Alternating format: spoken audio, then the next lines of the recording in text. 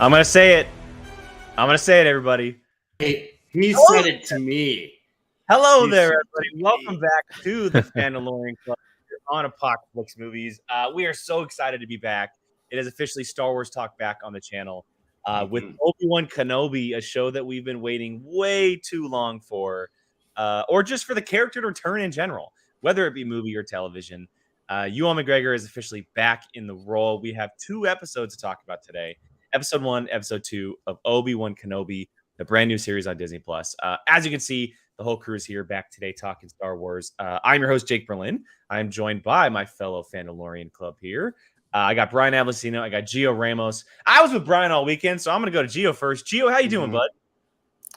I'm good, man. I'm good. I've missed you guys. I've been following your adventures on social media. A little bit jealous, but very happy for you two. I know you guys are like huge Star Wars. I'm pretty big myself, but you guys are up there, and I'm glad you guys had a lot of fun. The highlight of my life has been the Boston Celtics and the NBA playoffs. So it's not a sports show, but I just wanted to mention that. That's all. No, hey, fair, man. That is very fair. Congratulations to your Celtics, as to your Warriors, Brian. The Kings are in the dump. Let's just be honest. There's no chance of them getting there anytime soon. So, Brian, I don't have to ask how you're doing because I know I spent the last 5 days with you. But for everybody watching, who a couple of them we did get to hang out with this weekend, how are you? I'm exhausted. It hit me on the plane. Jake knows I blacked out and fell asleep on the plane. I woke up and I was like, I asked Jake, did the drink lady come by? And they already went through. I've already taken 2 naps today while Jake's run around the whole entire city doing all of his normal stuff. But I'm ready to finally talk about this with someone other than Jake. Wow. Yeah, I mean, so for me, reality came back real quick because I had to get up and we had the dogs and we had to grocery shop and I had to mow the lawn and I just been doing all kinds of stuff today. But yeah, I was definitely exhausted yesterday. We came back, we sat on the couch and watched some television and didn't really move. But as far as the last couple days go, yeah, Brian and I, so everybody got to watch it on Thursday night and it released early, which is really cool. But for those who may not know, the reason it released early is because they did a world premiere at Star Wars Celebration. And, yes, Gabby, I haven't mowed the lawn yet, but the lawn's about to be mowed. Damn. You are right. He mowed the back lawn. Yeah, I mowed the turf. Yeah, right. But for those who don't know, Brian and I got to be at the world premiere as well as Gabby. We were gifted the participants of joining the world premiere of Obi-Wan Kenobi. We were at Star Wars Celebration, everybody knows, and we were able to be a part of the Lucasfilm showcase panel on Thursday morning, where they did Obi-Wan Kenobi and Andor, a little bit of Ahsoka, and some other stuff in there as well. Indiana Jones. We got a live performance from John Williams playing the brand new Obi-Wan Kenobi theme. But at the end of the Obi-Wan Kenobi panel, Ewan McGregor stepped up and said, hey, because we don't have, a trailer for you guys or anything like that, we want you guys to come back here tonight and watch the episodes with us. And so the 3 of us waited all day long to return to that theater and watch those 2 episodes. We got to walk the red carpet. We were given popcorn and waters and soda. Deliciously stale popcorn. Yeah, it was good either way. And we sat about 10 rows above the cast and crew of these shows and watched them on the big screen in the celebration hall of the Anaheim Convention Center. Back to back. We got to see the cast come up on stage. It was an unbelievable moment to experience. So yeah, we got to see it a number of hours before everybody, but that's why they dropped it early. They didn't want spoilers getting out after everybody had watched it. So they said, you know what? As soon as this is over, literally we finished 20 minutes before the episodes dropped, I think. It dropped at 9:30 and we finished at 9:15. Yeah, we finished right around there. And it was, just to be in the world premiere of anything is awesome, but for it to be Obi-Wan Kenobi was like a whole different Star thing. Wars, man. Yeah, like literally the whole entire cast. Like if we would have tried hard enough, we could hit some of them with popcorn. well, yeah, we were pointing out as they were walking in, like we saw Hayden Christensen walk in, Dope. Rupert Friend was there, but also Tamira Dude, Morrison. he was in a clean, all Yeah, Rupert Friend was in white all head to white. toe suit. The complete opposite of the Grand Inquisitor, which is probably the point. Tamira Morrison was there, also Sam Witwer. They were all there watching this, which was incredible to see. So, and we got a really sick ass poster at the end of the thing too, which I don't have on me. Brian has mine, so he'll probably end up selling them on eBay or something. All right, well, enough of that, because I'm sure we'll talk about that a little bit more tomorrow on Apocalypse Now, kind of the whole experience and everything. But yeah, let's get into it. Make use of our media badges. Yeah. Let's get into this. Look, we have 2 episodes of Obi-Wan Kenobi to talk about. I don't want you two to talk about any specific scenes, moments, or anything. I want your reactions of the first 2 episodes, just your general thoughts before we kind of dive into it all. Gio, I will start with you first. What was your instant response to the first 2 episodes of Obi-Wan Kenobi? Just a lot of emotions, definitely nostalgic, seeing Obi-Wan again on the screen, Ewan McGregor back. Definitely getting moments that heavily tie into prequels, seeing familiar faces and just picking up where we left off with the Kenobi character about 17 years ago, 2005, right? And yeah, and he was done filming in 2003, so it's been almost 20 years. Get out of here! Wow. Yeah, he said that's one of the things he said in the panel is that it's actually been since 2003 for him, technically, since he's actually played the part.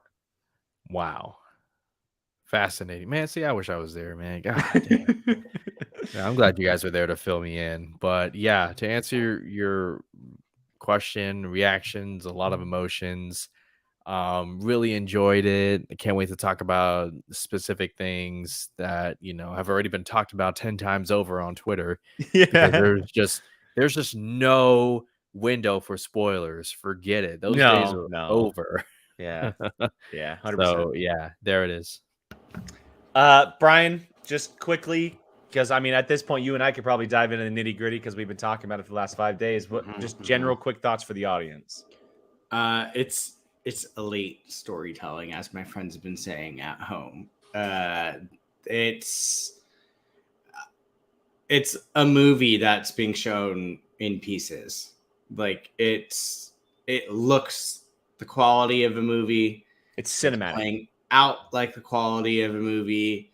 It's incredible. I mean, I've already watched it twice over on top of the world premiere, and both times, like, I haven't reached for my phone, nothing. I've just been fully like in it, and doing that on rewatches is, for me, with my attention span, is like unheard of. So it's amazing, and we're blown away by it.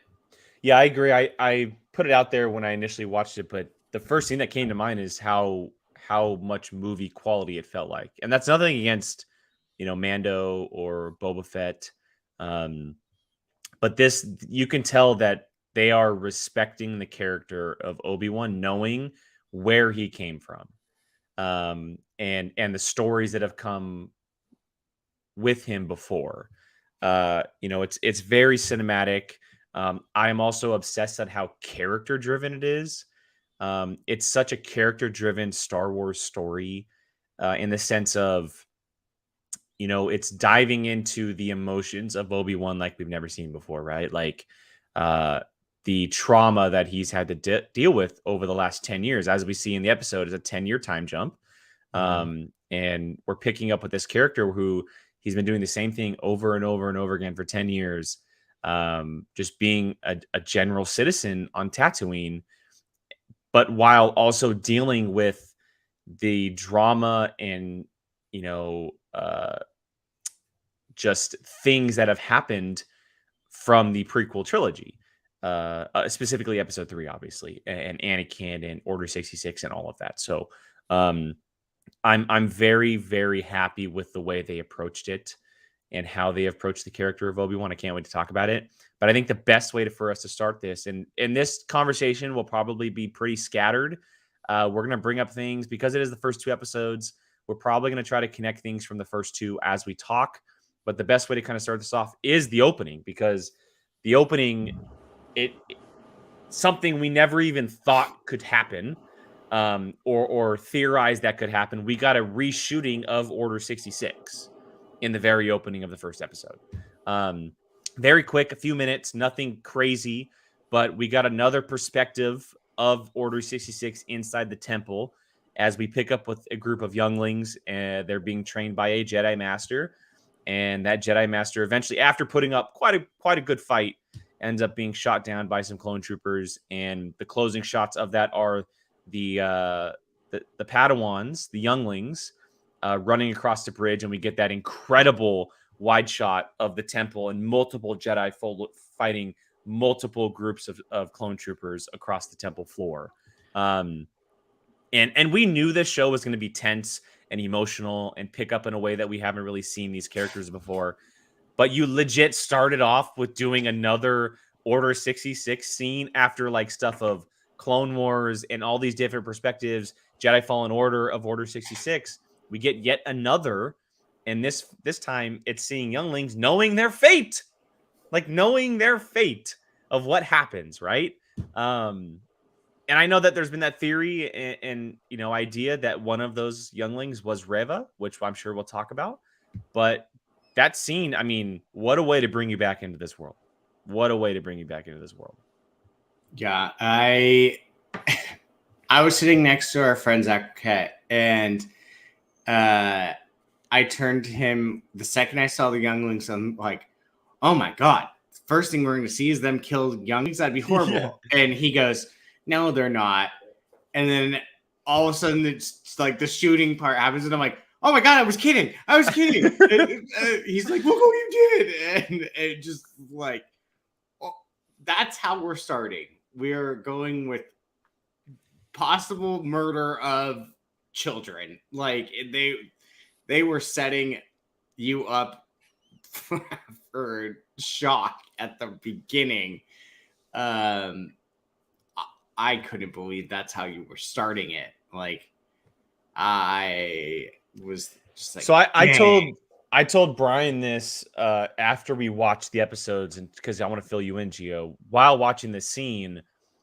So the scene, I think, is obviously a setup for a story with Reva, right? I think we can all agree that if she is in fact the younglings, that sets up her her revenge towards Obi-Wan and specific things that we'll get into. But I said there is a I rewatched this morning again. There is a black girl, yes, in the group that says, and she's the one that says, "What are we supposed to do now?" Yeah. And yeah, so, they kind of zoom into, and she's like the centerpiece, the focal point. But what I said is when it first showed up, right, and we see them being trained, just to let you know where my thought process was at you. I legit thought we were going to see Anakin walk through the doors. I thought we were going to see a perspective of Anakin walking, not like legit seeing him like strike them down, but I thought we were going to get a legit de-aged Hayden Christensen, another perspective of that scene in Revenge of the Sith where he does walk through the doors and they say, Master Skywalker, what are we supposed to do?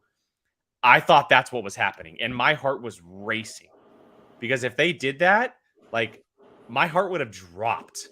And because look, we know that it's the whole series. The point of it is Obi-Wan versus Vader. Like that's the whole entire idea of the series. Now they didn't go that route, obviously, but like imagine the heart droppings that would have happened if you would have seen Anakin Skywalker walk through those doors, knowing he had just turned to the dark side. So that's crazy. Yeah. That's just, man. If they would have went that route, they might have had to put a disclaimer up in the beginning of the episode or something. Yeah. But like you guys, I mean, for myself, I was a little bit caught off guard. I mean, at first you see some Jedis doing some meditation. I'm like, oh, this is nice. and it didn't register until that door opened, and I was like, oh no, this is Order 66, man. And I just got to say, like, I appreciate this is the second Disney Plus show in a row, Star Wars, where they've shown us a little bit of Order 66. They did it in Book of Boba Fett, where you saw 3 Jedis, defending Grogu, I guess. But yeah, like you guys, those emotions from 17 years ago, seeing Order 66 on a big screen back in 2005, they came back, and I thought it was done really well. Again, it goes into like that whole prequel feeling of it all. And, everyone has criticisms about those movies, but Revenge of the Sith and the Order 66, seeing that happen is just, I put it up there with the best of Star Wars of all time. But I thought it was well done. And I didn't really think about this until you guys mentioned it, how Reva can tie into this. I think that would definitely add more to a character that's being criticized over a little much, Race. which we'll get to that. We'll get to that. Yeah. Well, let's talk about her. And I know that we probably should be starting with Obi-Wan, but it just connects the dots with Order 66 a little bit if her character is connected to it. And I think we're all in agreement on how it could happen, but just to clarify, it connects back to Obi-Wan's message about the Jedi not returning to the temple in episode 3. And her essentially having resentment towards him of keeping all of them away, and that's why they didn't survive. And that's why her fellow younglings probably passed, but she somehow survived. Is that a theory, or is that like... It's not confirmed. It's just it's the dot that everyone is pointing towards right now. Because that makes so much sense. Yeah, And that his message is the reason why that she is essentially that she became who she is, and why the temple fell, and why it all happened is because he kept them away, essentially. And it would make sense how she knew who Darth Vader Anakin was. is. You're right. Because wait a minute. She would have seen him in the temple. Yes. Walking around killing people. Didn't he rewrite the code after all that happened? Because Yoda and Obi-Wan made it the next morning. And I just remember Yoda going ham and destroying all those clone troopers. They make it into the temple, and then he reprograms the code. She would have been long gone by then, right? Well, I mean, just hiding. She could have been hiding and locked or maybe inside hiding. the temple. Yeah, there's more to it, I guess. Or maybe like the clone troopers were given a direct order to possibly keep some younglings for training by like bait, maybe, or that, or for possible training to become like future Sith, or I don't know if the idea of the Inquisitors was a thing then. But yeah, to Brian's point, because one of the biggest secrets in the galaxy is that nobody knows that Anakin Skywalker is Vader, other than Obi-Wan and maybe a few others, like Yoda, obviously, and a couple others. Well, a few of us were talking about it afterwards. The only people that really should know would be Thrawn, Tarkin, Reva, Palpatine, and Yoda. Bail. And Yoda. No, Bail and would Obi-Wan. No, Bail wouldn't know.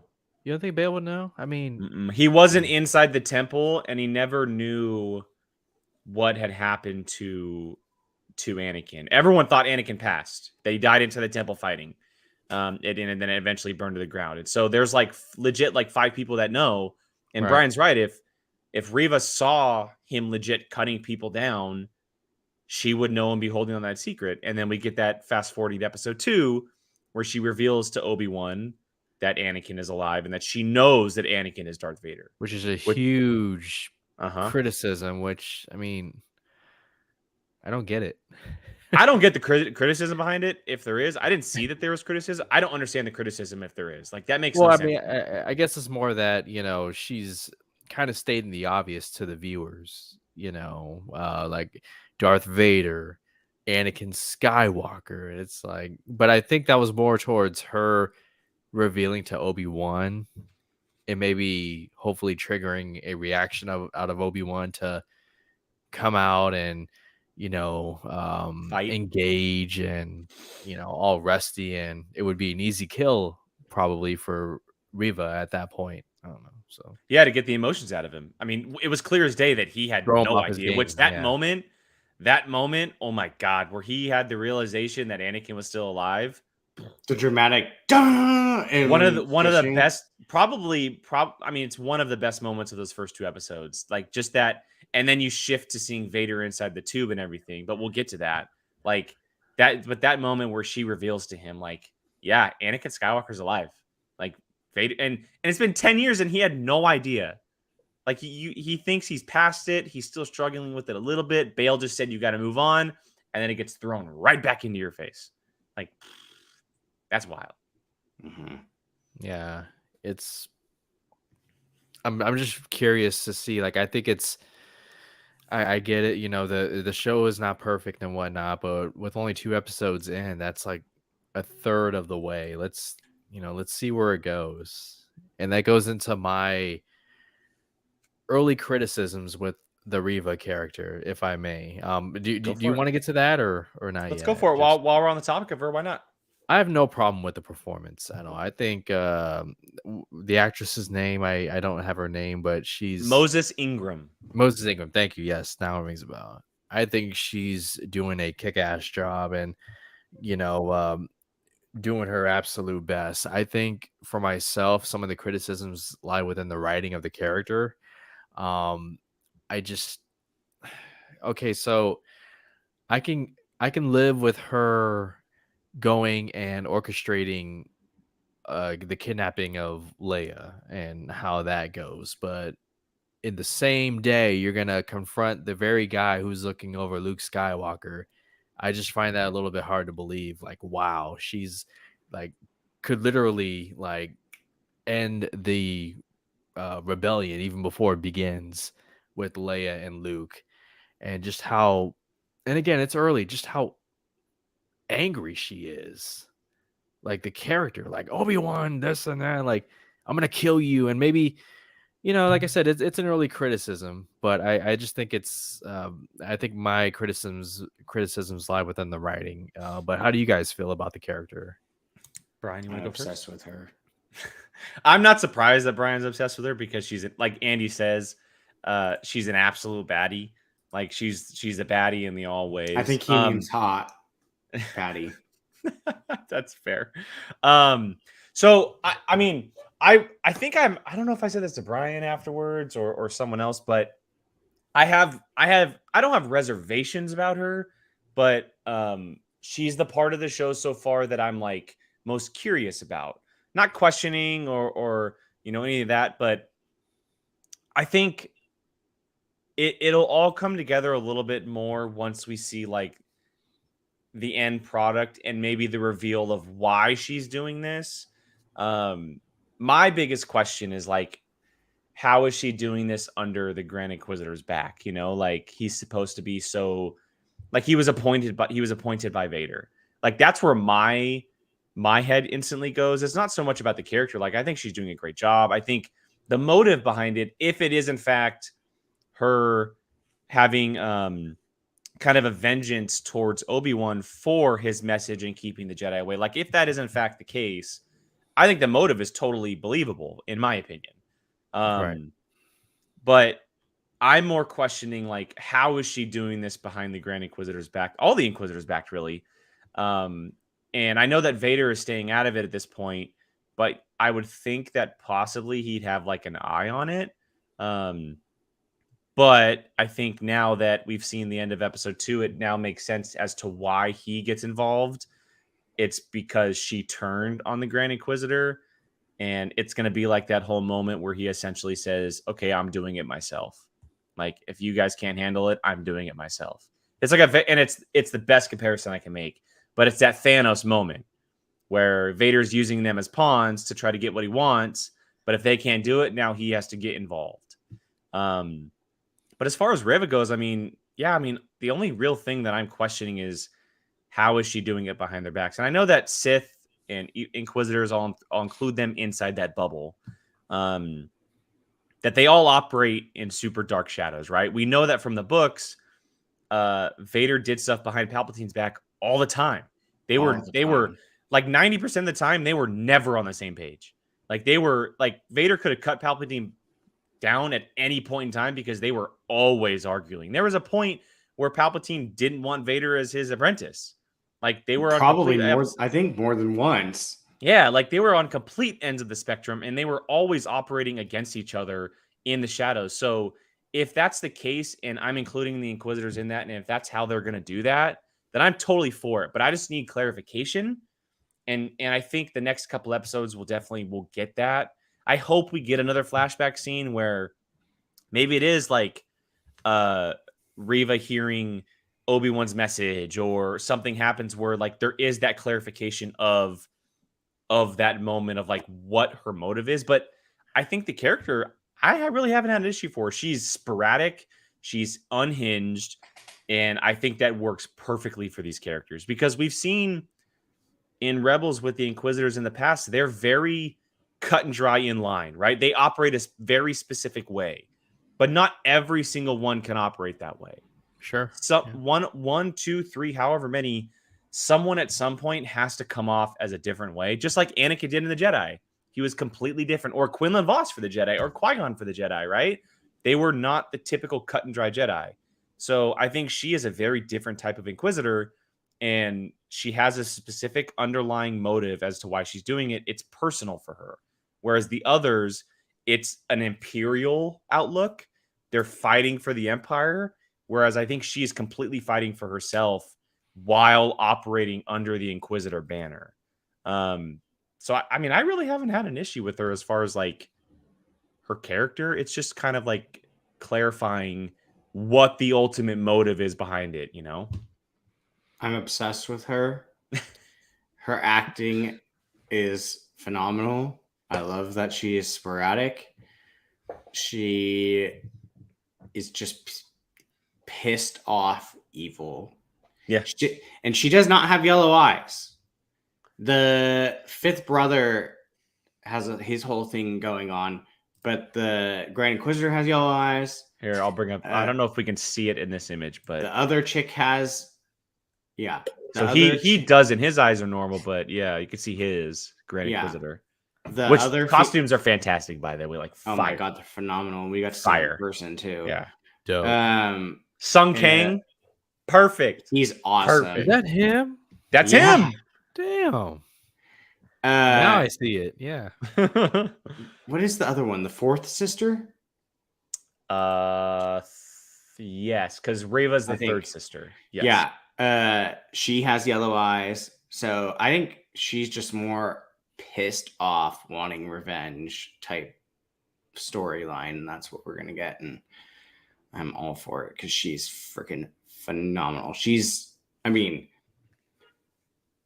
Ewan McGregor and Obi-Wan is like its own category, but like under him, she's like my favorite thing happening right now. I love it. Interesting theory here from Maddie Gunner. Maddie, we saw Maddie this weekend, super Star Wars nerd. I want to bring this up. Maddie. Here's my theory for you guys' thoughts. In the Clone Wars movie, the animated one, Obi-Wan said he requested a Padawan, but he never got one, and Anakin did. What if Reva was the Padawan he never got? That would be an interesting way to bring that poopy movie back into the fold. So, I mean, interesting. I feel like that Order 66 scene is there for a reason. So, yeah, but that's not a bad theory at all. That is not a bad theory at all. So, which we haven't seen. I don't think we've seen the last of Order 66. I think there's going to be more flashbacks. No. I hope so. I hope so. That, and I hope, and we've been saying it. I hope to God we get a Clone Wars flashback with Anakin and Obi-Wan. And I've been saying it for so long. Dope. Okay. So we've talked about Reva, we've talked about Order 66. So we talked about Obi-Wan and where this dude is at, his psyche, because there's some things going on with one of our fan favorite Jedis here. As we see, there's multiple examples of this through the first two episodes, but I'll go to the one where he meets the former Padawan, the Jedi that is on the move in the beginning of the episode as the Inquisitors are fighting or hunting, excuse me. That he's given up. He's a guy that's completely given up on the world. Essentially, he is solely focused on watching Luke and overlooking him. And as we see that confrontation with Owen Lars, you know, that once he comes of age, he's going to train him and he's going to take care of him, just like he tried to do with Anakin. But Obi-Wan is broken, and he's gone through the ringer, and he's holding on to something that happened 10 years ago. Even in that moment with Bail, before he ultimately decides to go after young Leia, he denied Bail, and Bail ended up showing up at his little cave dwelling, and had to talk him into it. And we see that moment where he goes and finds his lightsaber. He buried it miles deep into the sand. And Brian, what do you think about our Obi-Wan, of where he's at compared to where the last time we saw him? He's clearly very broken. Broken is the word that I feel best fits what we're seeing. This man has, I mean, he was one of the most like strictest follow the Jedi code type people. And he saw what he dedicated his life to destroyed, and that it didn't work.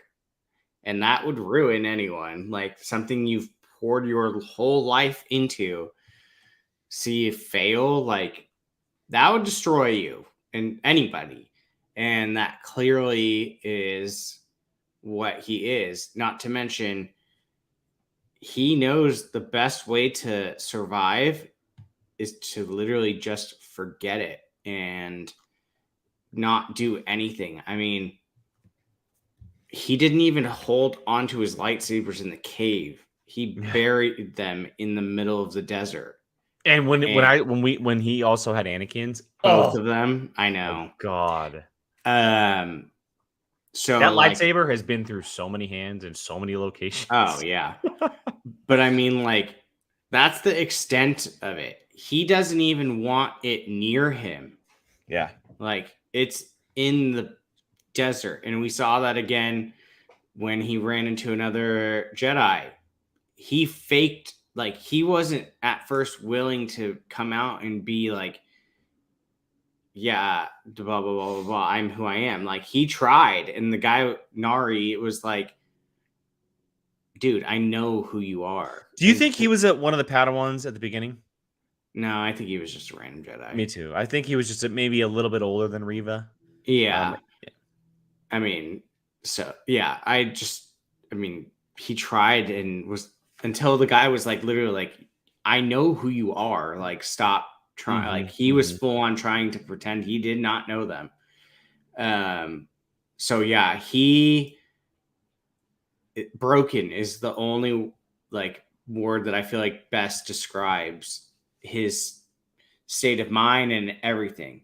I see that comparison. That's a good comparison, that he's like the Last Jedi's Luke. I almost would feel like he's worse than Luke. Well, in that moment in episode 2 where Leia falls, it took him a little bit to use the Force because he's so turned off by it, right?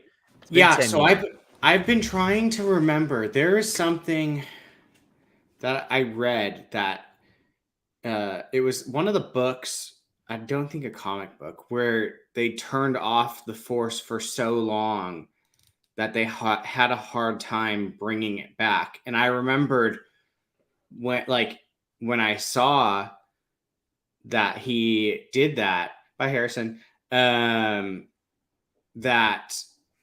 I was thinking to myself, when Leia was falling, I was like, oh, like they did exactly like the other one, where it took him a second to get it to come back. Because if he would have just went right back into it, we would have been like, oh, okay. But like, and it has been bothering me. If someone remembers which novel or whatever it is where one of the characters like took a second to come back to using the Force, say it, because that's exactly what they did. Like when you shut it off, or maybe it was just literally The Last Jedi. I was gonna say, yeah. Luke did the same thing in Last Jedi. Yeah, that's exactly what it was. Stupid. He shut it off for so long that it kind of like took him a second to come back. But yeah, I broken is the best word I feel like to describe his position right now. Yeah, I agree. Gio, we're talking about the psyche of Obi-Wan here, from where we last saw him to now. What did you think on the take of Obi-Wan and how broken and traumatized and kind of shut off that this character is at this point? See, I thought it was because somebody in the chat brought up Luke from The Last Jedi. Mm-hmm. I thought it worked better here because we had better context, right? Coming off of episode 3. That's and we got very to see, fair. That's very fair. yeah, everything that happened so far. So when we were introduced to this different kind of, at this point, really more Ben than Obi-Wan, Ben Kenobi. It was a little tough to see, I mean, just how far he's shut himself off from the Force. You can see moments where he like really wishes he could do something, and that's something that Ewan, does very well with his acting. He's just like, man, if this were 10 years ago, Mm-hmm. you'd be out of here. And yeah, even to the point where an old friend like Bale, is pleading with him for help about a child who's very important. He's just like, no, I can't. Yeah. If it's to a fellow Jedi who really wants to take the fight to the Empire, he's like, no, live a normal life. Get out of here. Get away. And that's just who he is at this point, until he finds himself having to tap back into the Force. So I thought it was done very well. Yeah, I mean, and it's the obvious choice. I think we expected it, but I think seeing it done so well, and the montage of just seeing him go to his job, go home, cut a piece for his Yopi, and do his life, and then be shut down by Owen Lars as much as he was, and then see Owen literally almost cut down by Reva because of Obi-Wan, and like all the things that he, all the damage he's done essentially. You'd be pretty down after 10 years of just sitting in that, not really talking to anybody. It's essentially 10 years of just solitude. Like, Yeah. It's not like most people would go crazy. Just sit, like, man was not talking to anyone. Mm-hmm. Like, except for that, like, run-in with Owen. Like, he wasn't talking to anyone at work, wasn't talking to anyone back home, nothing. And that can make people go crazy. So yeah, there was parts where he's trying to talk to his old master, Qui-Gon. Oh, I was just gonna say, I was gonna ask you to, what was your reaction of like when he said master? Did you guys like freak out the fact that we might have just saw Qui-Gon, or do you like the fact, because look, he's shut off from the Force, right? That he's still trying, like that's not there anymore, right? But it also just like it's gonna happen, right? It's gonna. It's gonna happen. Oh yeah, the second you hear him go Qui-Gon, you're like, all right, this guy's. I'm gonna lose it, you guys. Lose it.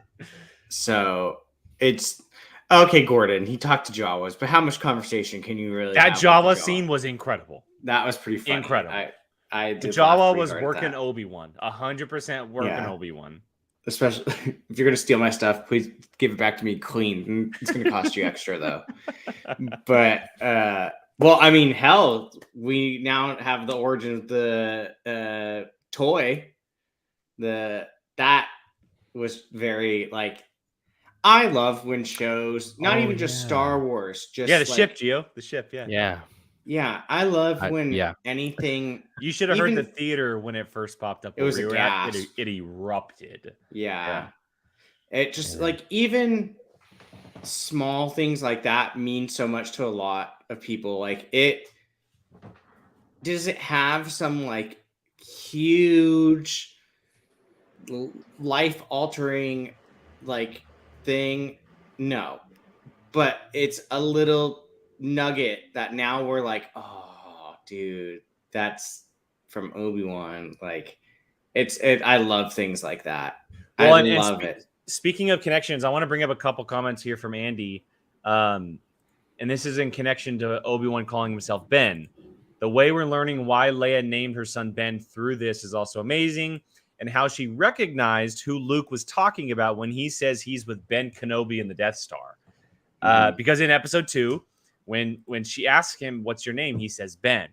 And that's what she knows him as until she eventually learns from her father that it's Obi-Wan Kenobi instead of Ben Kenobi. But very interesting connection because Luke knows him as Ben. Like, that's who I he love is. when the little girl, little Leia goes, Ben's not a Jedi name. Like, Yeah. it's so true. Like, Well, everyone's got. Go ahead, Brian. I was just say, literally, I was trying to think of like the most generic name in Star Wars, and I think that literally is like the most. It's that generic. or Owen. It's that or it's one of the other. That and Owen are probably the two most generic. Well, I guess like, Luke technically, but I mean, even like before Star Wars, how many? Well, I guess no. Luke is pretty. Yeah, okay. Luke is pretty generic. Yeah, that's. But like, you don't come across no generic names. So for like Ben, it makes sense. Like, it's pretty funny. Yeah, it's a very, very cool connection. I love the fact that they're kind of putting all these pieces together, both prequel and original trilogy stuff. Since we're on the topic of her, and I know this is jumping forward a little bit, but young Leia, like big part of the show so far. Obviously, episode 2 is all about her. She's captured and kidnapped at the very end of episode 1 by Flea, none other than Flea, popping up there in the episode. But so far the episode or the season is all about Obi-Wan going after and saving her after Bail asks for his help. I know that obviously we don't get a lot of it in future Star Wars for one big reason, but finally great to see Alderaan in live action. So great to see that planet in live action. Knowing its fate is also a big bummer, but what a beautiful, beautiful take on a Star Wars city and world. But I love the fact that young Leia is involved in this capacity, and like that's like so far the story. Also, she is so perfect as Leia in every so way. that is Leia. Like, that is so Leia, and anybody who criticizes her does not know Star Wars. That is Leia down to the bone in every way that she portrayed that character. It is perfect.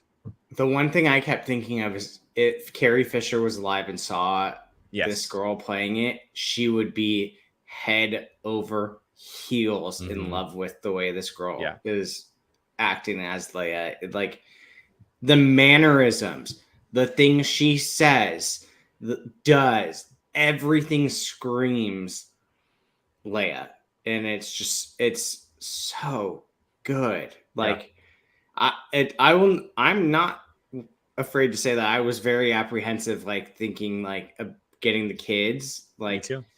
And like it's so beyond anything I ever could have thought of, especially Leia. Like, Luke is very kind of just like normal, but like Leia has always been a specific way. Well, and we've seen enough Luke in storytelling with comics, books, movies, because he's like the Jedi, right? I think it worked out so well because it wasn't Luke being taken, it was Leia, right? And Leia's obviously like a big part. Like, she's a huge character, but we haven't seen her as much as Luke because Luke is the Jedi. He's the guy that took down the Empire. He took down the Emperor and Vader, etc. Right? It worked out that it was Leia rather than Luke. And to what you're saying, exactly, I think fits into why that one scene in the cave, Bail says she's just as important as he is. Yep. Honestly, more important. Like, she's a big reason the rebellion is a thing, and Luke joined it because of Leia. Like, it's one, like, you can't have one without the other. Like, they both. It wasn't just Luke who took it down. Like, you've got to remember, like, anything outside of like Luke being inside the Death Star, Leia was the one doing the things outside of the Death Star. Like, that was years. And we learned in Rebels since she was like 14, 15 years old. Yeah. So like you cannot have one without the other. And I think that was huge. And we've seen that with the sequels, showing how important she was, making her she was in training to be a Jedi, like everything. And they're really showing her importance now and being like, hey, she was only, or Luke was half of the puzzle. She was the other half. Like, there's a reason why there were twins and not just Luke. Because if she wasn't important, the story would have just given us Luke. It would have been one child, but it was two, and they were brother and sister. And it is important that they are both on a level playing field. And I think that they're finally doing that. Gio, I'm very interested in your thoughts because, look, we were talking with major hardcore Star Wars nerds all weekend, and they all love the fact that Leia was involved in this. But and you're above average of a Star Wars fan, but I'm interested in what you thought about Leia being involved in this story and her kind of being like the thing that is most important right now. What did you think about young Leia kind of being introduced and then being like the thing in this story so far? I'm not afraid to say that I did not think I was going to see a young Leia or even Alderaan. Yeah. Which doesn't make any sense. I'm over here like giving myself crap. I'm like, come on now. You're going to see Bail Organa, Jimmy Smith. You're obviously going to see Leia. Oh, by the way, Gio, when he got brought up on stage, Jimmy Smith, everyone lost their mind. So they kept him secret until after the episode. So like we went the whole day, we went through the whole morning panel and before the episode, and then they brought him and the little girl out. So Jimmy Smith was introduced, and then I don't know her last name, but Vivian was introduced, and she ran straight to Jimmy Smith's, and they hugged and everything. It was like the most adorable thing ever. Vivian Lyra Blair. There you go. Talk about tongue twister. Talk about adding to the experience. Your guys' experience of these first two episodes is totally different, and I'm here for it. I love it. Yeah. It was a delightful surprise, and seeing her, the way she talks, her remarks, the way she claps back, especially to that cousin at the party. What a douche! What a douche! Back. Oh, we thought Owen had some major control daddy issues. That guy's dad's major problem. Yeah. And she called him out. And I like how Bale looks. He's just like, oh god, I know what. Like not this again. Cool little droid that she had too. Lola. Mm-hmm. Yeah, they had to stand for it, and it has little legs too. Yeah, Hasbro had Lola at Celebration already made. Yeah. See, I knew they could get them toys and merchandise, and they're like, "You like that? Yeah. Here it is for sale, right here. Yep, get one on your way." Gio, they had signing up for backers for Reva's lightsaber. The thing is 6 feet 5 inches tall. The lightsaber with the blade. It's the double-sided one. It's the full thing. Yeah, Curry right there. Jesus Christ. Seriously. I now there were moments where I thought, and again, it goes into the writing. The Leia actress Vivian, she's doing a great job, but there were parts where it got a little bit much. I'm like, okay, I get it. I know you're Leia, but can you dial it back just a little bit, please? But then again, she's a kid, of course she's gonna have trust issues, getting kidnapped, and doesn't know who to trust on this other planet. A couple scenes ago, you heard some random female being like, oh, your daughter, say goodbye to her, and whatnot. I think about that. But I mean, that's just a minor nitpick right there. I think this young actress, I mean, she's killing it. She's making a name for herself. She's making Carrie Fisher proud. She's making so many Star Wars fans proud, over a character that, especially since Carrie's passing, they've been like, we're extremely protective of, we want her character to not have the legacy ruined by, poor takes or, where they explore more of the character. And so all around, I think, fantastic job. Love the moment where Obi-Wan has to finally use the Force and she all of a sudden becomes a believer. Great job. Can't wait to see more. as proof was to make her float. Right? I love that they did that. That's like that was the only And thing it that mattered. happened. I will say one of the things that I was like, and this is just, it's nothing against the show or the way that it was told. Like, it ultimately does not matter. But how in the world can 4 different adults not catch her? That was another criticism. That is the only thing. And look, honestly, it's not that big of a deal because at the end of the day, it did not matter. It really didn't. No. Right. But how can Flea and his 2 hooligans, then Obi-Wan, they can't catch this little girl who steps for maybe a third of yours? My favorite thing was the branch that stopped the guy from getting Yeah, away. he just stopped running when he could have just ducked underneath. Like, and I again, know. it doesn't matter. I think Flick and Real mentioned that. Yeah, like you could have just you could have done it in a different way, but like I said, it doesn't take away from my viewing. It's just a funny little thing that happened. That's more of the choreography of that chase and that, you know, and to that point, you know, Reva doing parkour on the rooftops, and it gave me the impression that she was right there about to catch Obi-Wan, and then she never ended up there. And then it cuts back to her still doing parkour on the ceiling, and I'm like on the roof, and I'm like, what? But again, I mean, I will say, if you go to one of those scenes when they do a wide shot of her looking at where the gunfire is, it is pretty far away. It's a couple buildings. Yeah. It is pretty far away. So I'm really glad that Gator bit the dust. No, I need to know the history of that dinosaur bounty hunter, because that was literally the raptor hunter. That was literally Blue from Jurassic World put with a cape and a gun. I need to know the history of that guy. Oh, okay. I want to get to the Grand Inquisitor, but we haven't talked about Kumail Nanjiani. Oh yeah, his fake Jedi. So perfect for him. Gio, I see you kind of squinting and going back and forth. I gotta hear these thoughts, man. Haja. It didn't really.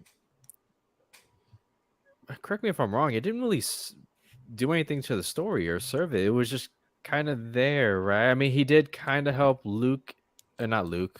Obi-Wan escape. Sound like Gabby. Now here's the thing, but he is on IMDb for 5 episodes of the 6. So, does he sneak onto the ship? Do they go back to the planet? Maybe.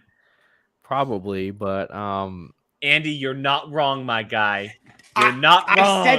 I said that to Zach Burkett when the lasers went off. I went, here comes the helicopter blade. And I think they're saving it. Like, I think they're saving it. Yeah. It would have made, or maybe she just hasn't learned it. I don't know. But you talking about when the Grand Inquisitor did the spin thing? No, Gio, you haven't watched Rebels. That's why.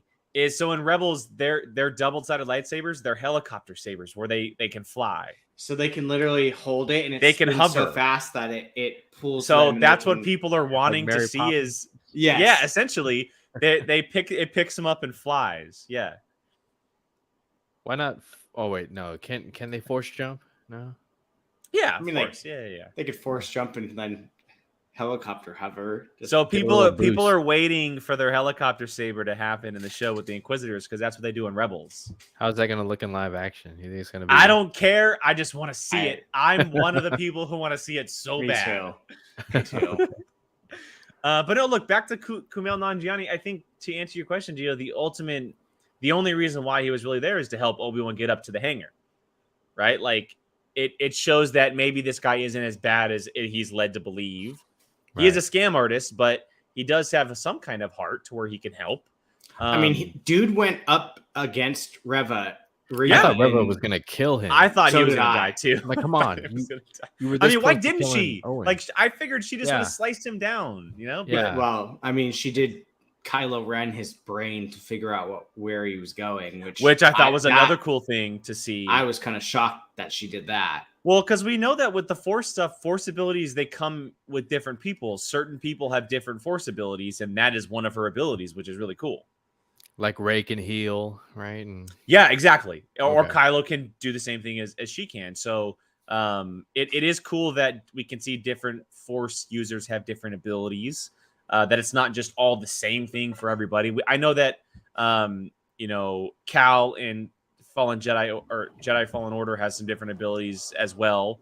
And they're branching out in that with these new stories over these last couple of years and giving different characters different abilities, which is really cool. It's not just the classic Jedi of force push and force jumping and all that type of stuff, that can be very useful to her. And it already is. I'm interested in seeing if it pops back up. But if he's in 5 episodes, I'm very curious on how he gets involved. Because Obi-Wan, as we see at the ending of episode 2, he's gone. He got on the ship. He and Leia, they're out. Reva is on the ground. And so I imagine we're leaving the planet, but who knows what's going to happen. Maddie might have a good idea where they may just take him and interrogate him a little bit more or something. Yeah, like his connection to Obi-Wan, maybe. Yeah. Yeah. So, who knows? All right, let's get to the big one here, because this is we've been waiting on this all episode. Reva takes down the Grand Inquisitor. This is a big moment, a big questionable moment, because obviously later on in Star Wars timeline, the Grand Inquisitor is in Rebels season 1. He bites the dust officially at the end of season 1. So he's not dead, right? Like, is it the same Grand Inquisitor? He's not dead. Lightsaber through the chest. Yeah, Grand Inquisitor was supposed to be this. He got Snoked. Okay, he just.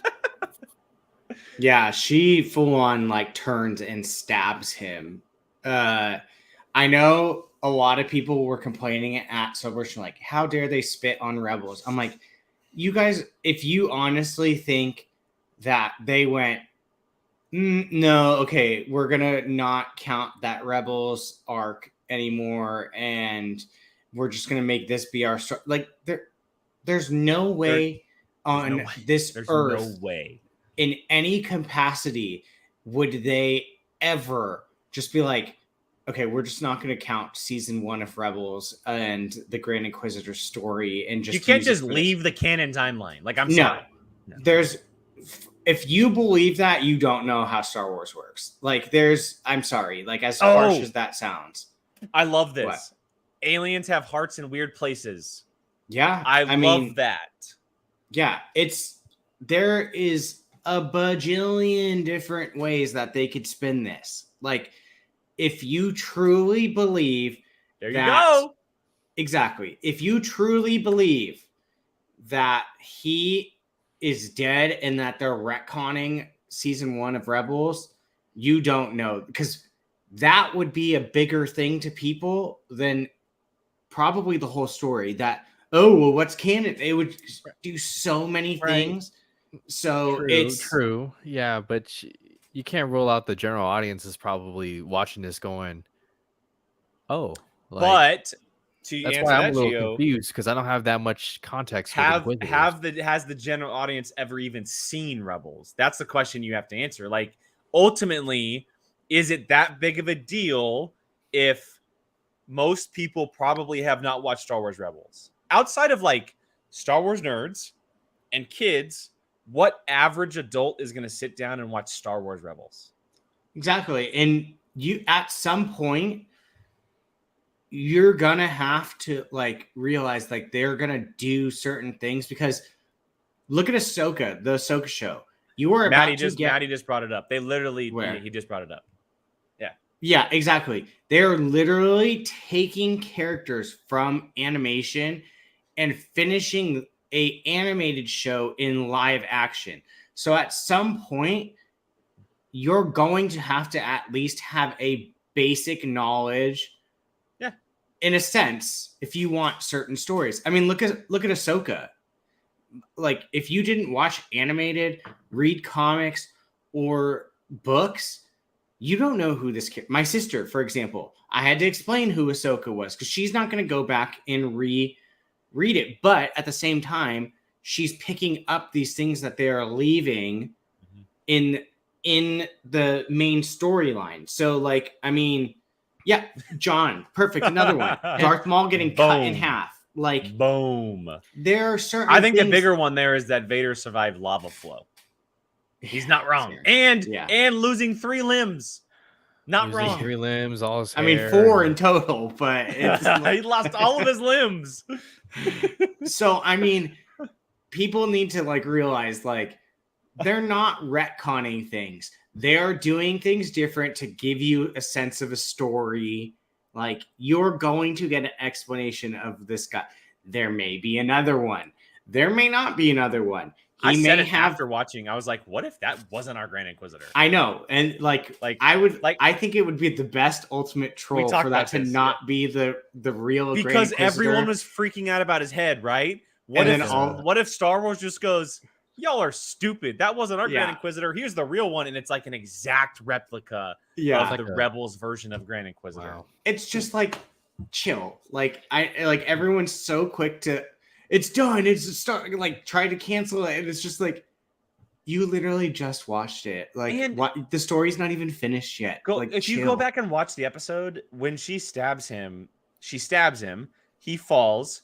We don't see him fall until later on, where there's a quick shot of him lying there, and that's it.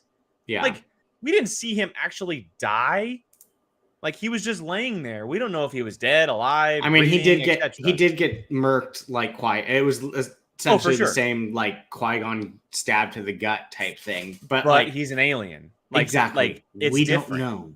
Yeah. But this was through the chest, though, huh? No, it was more like. Okay, but you also remember what we just learned of in Boba Fett 2 with Cobb Vanth.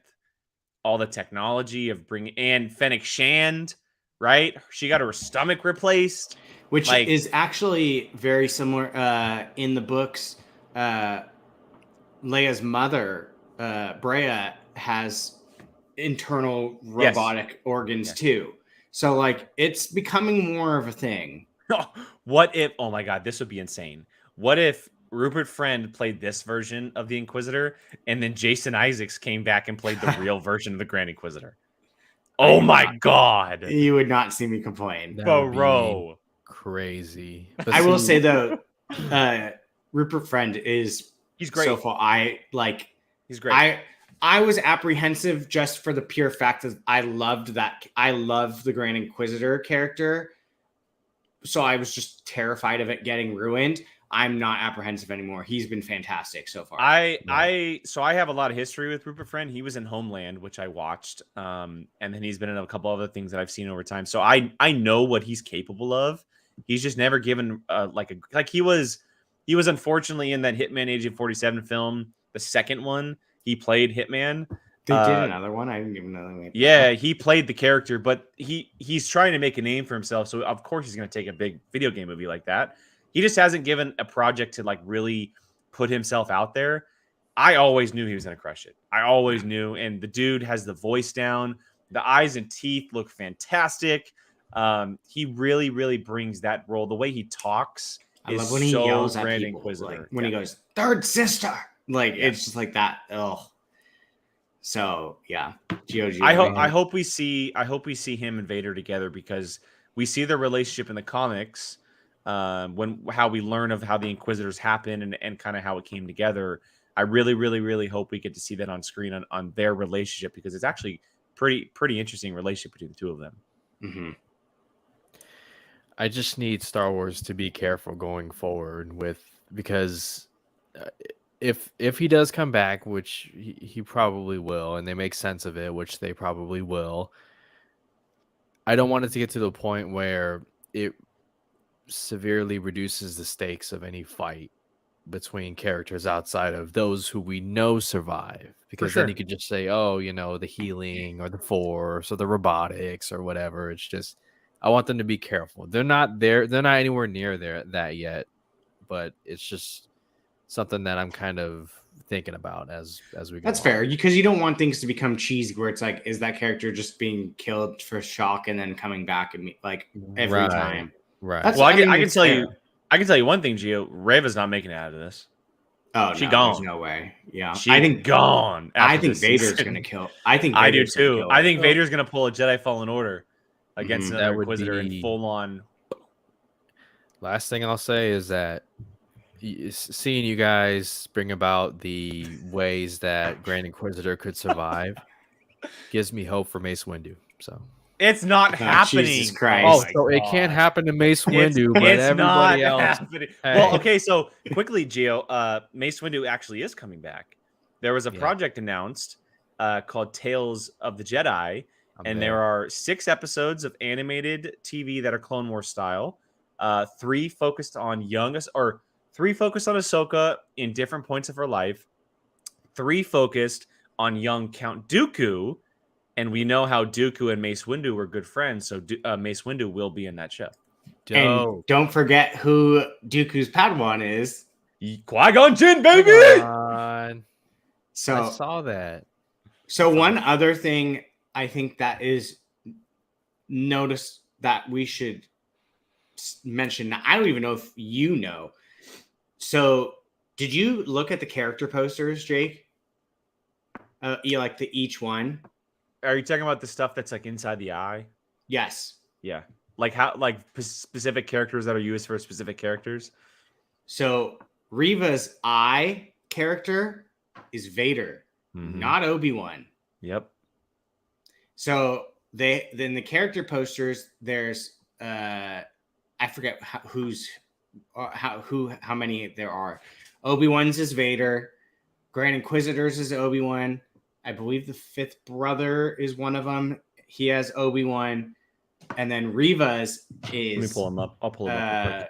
Darth Vader in her eye. Man, she's gonna get in the way of, because the moment Vader or Anakin sees Obi-Wan, he's mine, and she's gonna get in the way, and it ain't gonna be like Grand Inquisitor where I gotta warn you several times. Vader's gonna tell her once, and then. Well, Brian, I'm curious if are you thinking that she's not after Obi-Wan, she's actually after Vader? It could be, maybe. I mean, I truly think that she is after Obi-Wan, but maybe we think of this. She is trying to get a means to get to Vader, and she knows Obi-Wan is the ultimate means to get to Vader.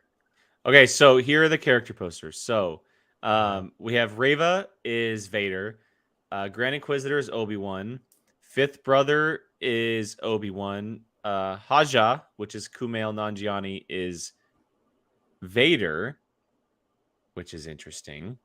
And that is it at the moment. Those are the only 4. Well, obviously you have the Obi-Wan, which is Vader, but yeah. I just think it's very interesting. Very interesting that she would not have. But why would Haja have Vader? I think it's just literally Obi-Wan or Vader, and they were just like, okay, just put his Vader. Obviously, he's not going to pick Obi-Wan. Like that's not his. I think it's very much a sense of enemy, good guy, bad guy, and they're just like put his eye in as Vader. I don't think there's anything. I think he's going to maybe obviously help Obi-Wan, and hence that's Vader is the person. Yeah. But I think it's worth noting the fact that Vader is in her eye. So maybe this is just kind of like a side thought that I thought of, maybe Obi-Wan is a means to Vader, and Vader is the real like target to her because she's like, this guy ruined my life, like ruined everything. Because possible. That means she's essentially been in hiding for 10 years. She's been in hiding as an Inquisitor for 10 years or whatever. Yeah, because Vader doesn't deal with the brothers and sisters, really. He deals with the Grand Inquisitor, who then deals with them. So they probably haven't even met in person. So, like, this may be a means of getting to him. Like, that's maybe the reason why she is so set on, I need Obi-Wan, because Obi-Wan is going to be the one that draws him out. I know the history of those two. Like, that'd be crazy. What a flip. And I don't think, and see, I don't think she gives 2 craps about Obi-Wan. So it's not so much like, Obi-Wan, we're gonna work together to take down Vader. I think it's purely like, he ruined my life, I'm going after Vader. Yeah. I mean, it's interesting, right? It's a very good theory. A lot more weight. It's a very good theory. Exactly, because she ain't surviving for very long, right? I think it's pretty much this character is a means to an end. So, I mean, it would make sense as to why she would turn on the Grand Inquisitor. It would make sense as to at the end, if this is the case, she's not making it out and why Vader would kill her. I mean, you know what? I'm all for it. I'm all for it. Can you imagine though? This would be the first time we would see two red lightsabers going up against each other. So Andy says he loves it. John says he loves it, and Andy says it's your fault if it doesn't happen. I'm sorry. I went on a mind spin once I saw the posters and was just kind of like thinking to myself, like, what if it's because of this? And then that's kind of where I spun it. And I'm in. Yeah, I'm in. Because I think we've seen, and I know you especially hate it, redemption to a point where it's constantly being used. Yeah, like why did Kylo go good? He should have stayed bad. Okay, well, but like I think it makes more sense in this situation. She doesn't give two craps about Obi-Wan. She's not going to be like, Obi-Wan, I'm secretly a good guy. Like she's chopping off people's arms on Tatooine. Like she doesn't care. That was crazy, by the way. That poor woman. Exactly. So she's purely evil. She's driven by revenge, 100%. Exactly. She's driven by revenge, and you're right. Like as much as we want to cling on to the idea of like she's an Inquisitor, she thinks it's Obi-Wan's fault that they weren't saved in the temple. But ultimately, what's the real reason why it all happened? What's more powerful Skywalker. Exactly. What's more powerful than your pure-blooded revenge, hatred for one person? You're willing to do whatever it takes to get that one person. Oh, she dying by the hands of Vader. It's happening. I know. It's happening. Can you imagine a duel of red blades against each other? Happening. It's not gonna last very long, but Vader's gonna be toying with her. Yeah, toying like Count Dooku to Obi-Wan in Attack of the Clones. Oh, okay, yes, that's fine. Okay, enough, Gio. He was. Not really. My Jedi powers are far beyond yours. Yeah, Andy, you are right. We did get Asajj versus Maul. Okay, fine, Andy, live action. But live action, yeah. Live action is a much different story. Brian, look, it's a great theory. I'm in. I'm 100% in, man. I think that'd be great. I think that'd be a great story. And I love the fact that we only have to wait till tomorrow night. Oh, it drops Wednesday. So they're on Wednesdays. Yeah, they're on freaking Wednesdays. That's I'm on summer vacation, so I'm for sure staying up till midnight. Yeah, that's wild. We're gonna have to figure out a day that works out best for us to do these reviews. It'll either be Wednesday or Thursday, but we'll. I'm game for 2 in the morning. You're nuts. Andy's like, yeah, it's like 6 o'clock for me in Australia. Yeah, he's like, yeah, that's perfect timing for me. All right, gentlemen. Well, I think we touched on pretty much everything that took place in the first two. There's a lot coming. Gio, you got anything else? I just have one real quick. I just want to shout out to Joe Edgerton as Owen Lars. We didn't get much of him, but makes that character so much more interesting. The way he stood up to Reva and just like speaking truth. You know, he wasn't exactly lying. You know, Jedi are vermin. Yeah, and all that. I kill vermin. Kill vermin. Yeah, I love that. He's a total just Montana farmer. Love it. Yeah. Are you saying that because you watch Yellowstone? 100%. Okay. Yeah, he was great. I hope to see more of him. So. Yeah, I agree. I'm in love with this so far. I think the one thing also that I didn't say is I love that we're back on Alderaan because it's gonna make Alderaan that much more heartbreaking when you rewatch it and see it explode. And I think we were finally getting backstory for it. Yes, like there's still some kind of weight to now seeing that world blown up in the opening of that movie. Yeah, so that was one other thing I just wanted to say. I love that it's putting more weight into a beautiful planet. It's a beautiful. I mean. Yeah. Poor Bail Organa. I know. Dude, Jimmy Smith does not age. Ever. No, he doesn't. He doesn't. Ever. That man has not aged in like I hope he plays years. Bail Organa for the rest of my life. I love him. He literally can go in between time periods and his age seems to like change. I haven't brought up images. I've had images up this entire time. I've had him uploaded. I just haven't brought him up while just do a quick drop through. That like I love that moment between these two. The Yeah. overlooking shot of Alderaan with the mountains and everything. Gorgeous. This moment with these two on Tatooine. Sung Kang again. Her hair makes her character just that much like more and I love menacing. the voice alteration to the fifth brother and how he kind of sounds very mechanical. Sung Kang looked great. Can't wait to see his lightsaber pop up. I brought up this shot already, but obviously these three coming on the ship, incredible. Oh, Give man. me a poster. Give me a poster. I haven't seen an entrance that badass since Mace Windu and the Jedi walked in. Okay, Jesus. We just talked about Owen and Obi. There we go. That moment really, really strong as well. Here's just a close-up of Ewan under the hood as he puts on the Jedi hood one more time. I can confirm he's that handsome in person. Yeah, he is. Yeah. I'm sorry, Obi. Why would you put that on if you're going? You're just. That was my one thing, Gio. That was my one. If I looked like a Jedi, he looked like a Jedi. He looked like a Jedi. Whatever. You know what? I wanted to see it. I don't care. I don't care. I was like, my guy, at least like dye the rope. Like I don't care. This great shot of the Grand Inquisitor. Rupert Friend again looking great with the stormtroopers behind him. Fantastic. Great looking blade.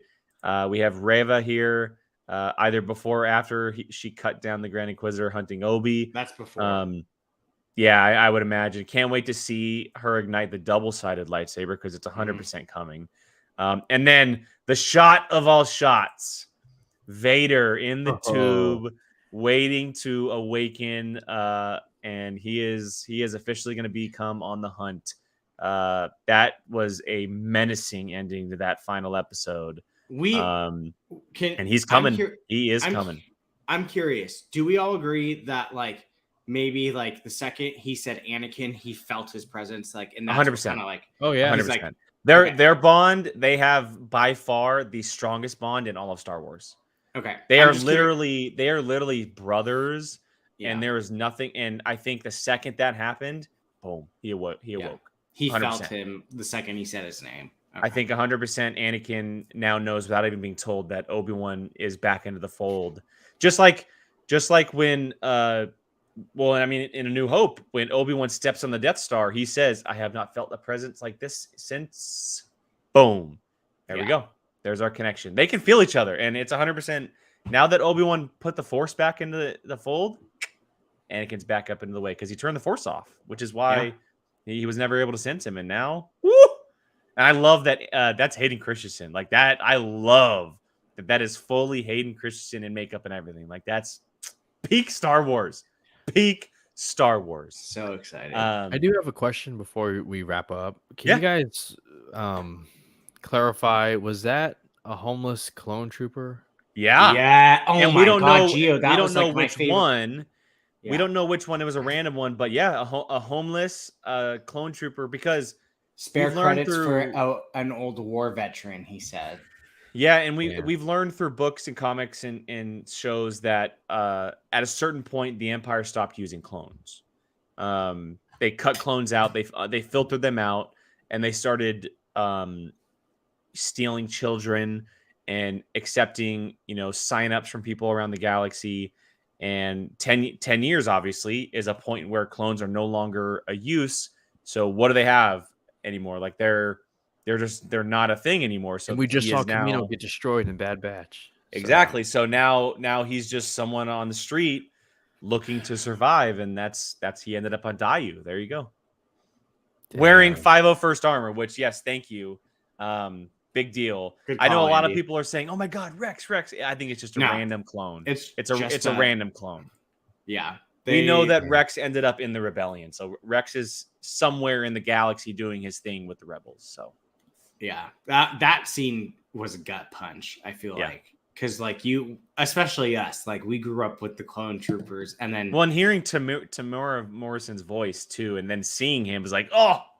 Yeah, that was Tamura Morrison. Huh? Yeah. Yes. Okay. I wish I would have grabbed the screenshot. There was one on Twitter. I should have grabbed it. Gio, you can do it while we're talking if you really want to. Gio, he is eating up being back. He was doing he was doing the hakas all over stages, any single time he came out on a stage, no matter where it was, he'd start doing a haka. Would have And stood up in the audience and start doing it with them, and then he'd be like, "You come down here." I'm like, "Yeah, Yeah. let's go."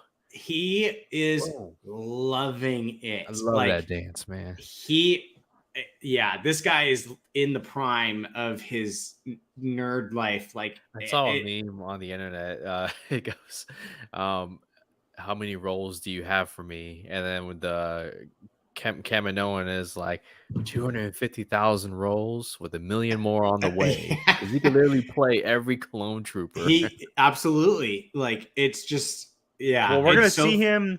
We're gonna see. So we saw him as a clone trooper here, Boba Fett. We're gonna see him as Rex eventually. Like, there's a possibility that he's gonna be playing Rex in the spring and Boba Fett in the fall. Yeah, I mean, yeah, it's that man is in probably the best position to be in if you're a Star Wars actor, because he is everywhere in the timeline. Like, this guy is just he's loving it. We even saw oh crap, what's his name, Jay? Young Boba Fett. Daniel Logan.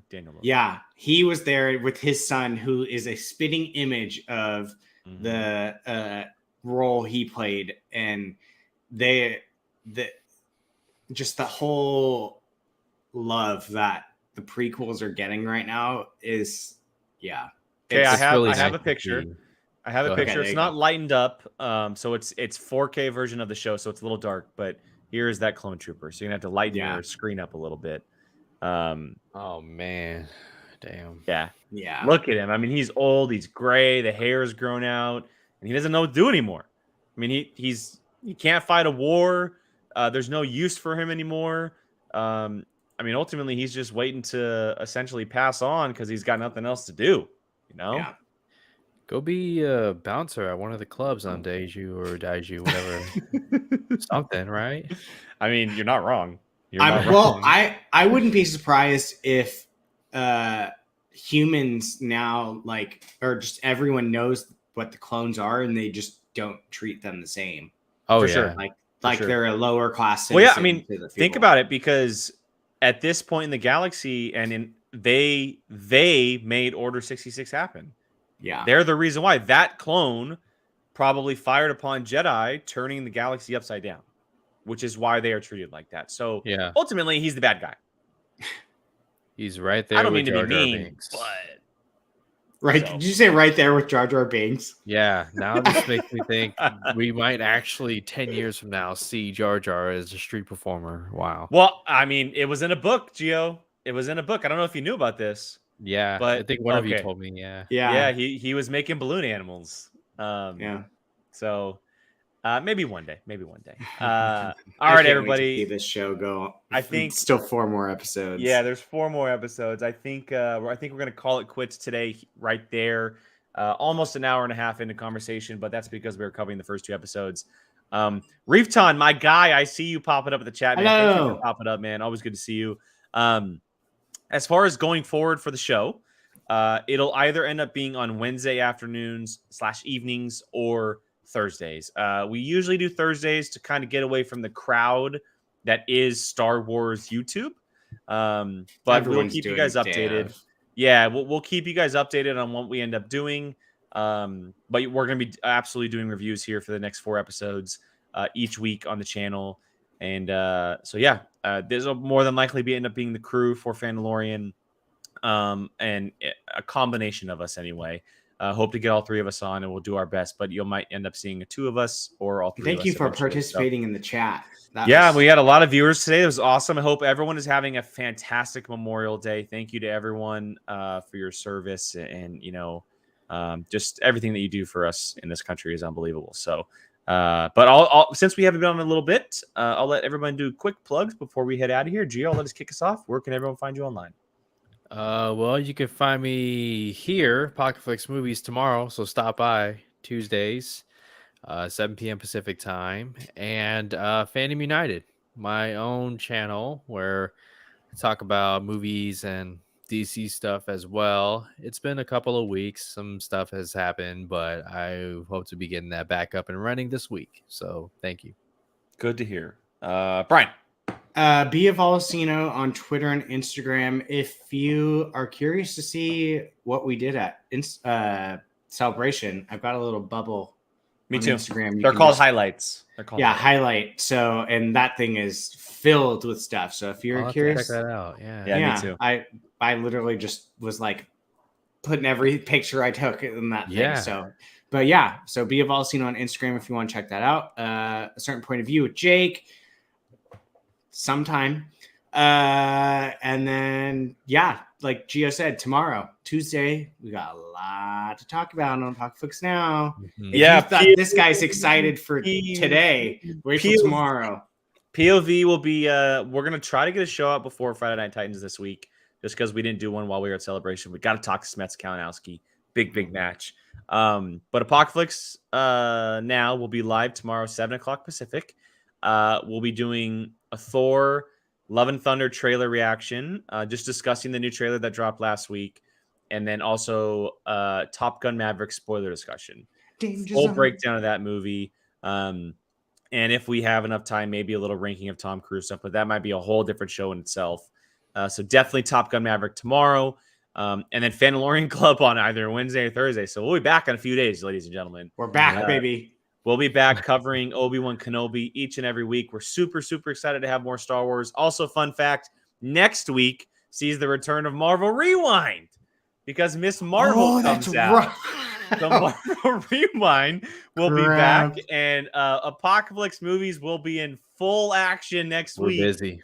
So look out for that as well. Vacation. We'll be covering all kinds of stuff. Myself, Qui-Gon Jake on Twitter and Instagram. You can also follow my highlights over there on Instagram. I did a lot of cool stuff. And I'll be posting some more stuff, pictures that I didn't post either today or tomorrow. But yeah, again, to everyone who watches this, whether it's the 13 now or the 22 that popped in at one point, you guys rock. It's so much fun being able to converse with you guys other than just ourselves, and kind of you guys pick up the pieces on what we're talking about and fill us in on things maybe we might have missed. We really appreciate it. So yeah, each and every week, multiple days a week, we appreciate it. So for Brian, Gio, Keith, and Jacob, who are not here, we thank you guys so much for joining us. We hope you guys have a great rest of Memorial Day and week until we see you guys next time. May the force be with you. Y'all are the real MVP.